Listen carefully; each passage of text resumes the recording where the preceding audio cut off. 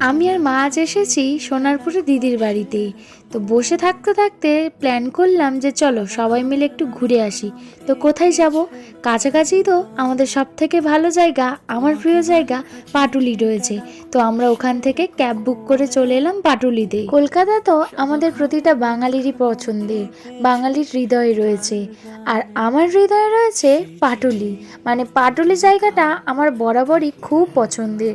আর আজকে তো পছন্দের মানুষগুলো আমার সাথে রয়েছে। ব্যাঙ্গালোর থেকে যখন বাড়ি আসার প্ল্যান করছিলাম তখনই ভেবেছিলাম যে দিদির বাড়ি এসে সোনারপুর থেকে আমরা আসবো পাটুলিতে সবাই মিলে ঘুরতে। আরও অনেক জায়গায় যাওয়ার প্ল্যান ছিল, কিন্তু আর সময় নেই। দেখতে দেখতে আমার ফেরার দিন এগিয়ে আসছে। যখনই কলকাতার দিকে যাই তখন পাটুলির উপর দিয়ে যেতে যেতে ভাবি যে একদিন এসে সবাই মিলে এখানে বসে বেশ কিছুক্ষণ আড্ডা মারা হবে।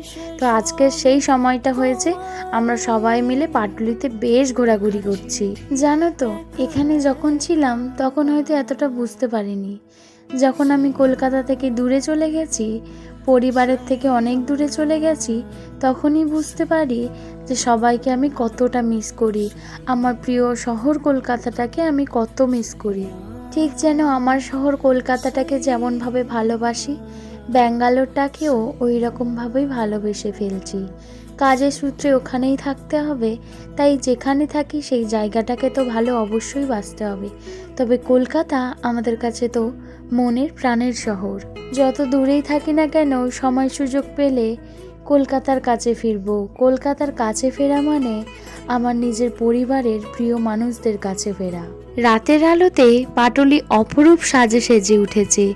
কত না মানুষজন এসেছে এখানে ঘুরতে। চলো আজ তবে আসি, টাটা।